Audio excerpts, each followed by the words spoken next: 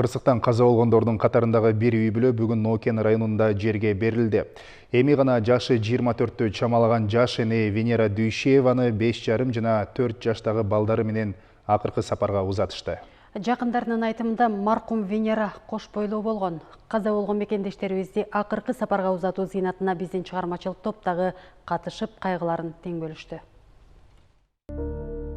Бул бактылуу жаш үй бүлө Чүй облусунун Тагырагы учак кулаган Дача суу айылына көчүп барышканына 1 жыл гана толгон. Эми мынтип арадан жыл айланган чакты кырсык бул үй бүлөдөн үчөөсүн кайра кайткыс жакка алып кетти.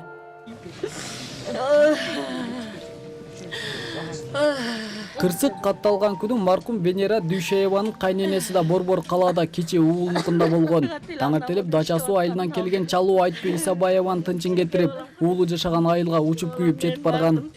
Ошол айылда мен аяштарым жашайт, аяш аталары. Жүсү Совет деген. Ошолар эртең менен мага звонок кылышты, тез келип кал, сагындын үйүнө. Самолет түштү деп. Ана такси менен барсак, тегиздеп коюптур. Балам больницага алып кеттир.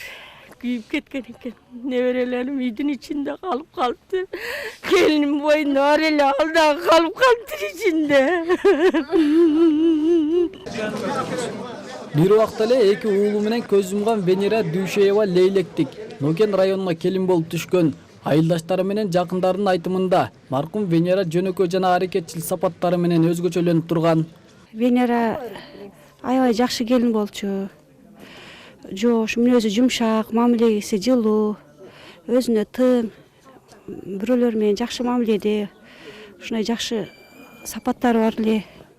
Ошо жоготууга учурадык. Мындайды эч ким башына салбасын.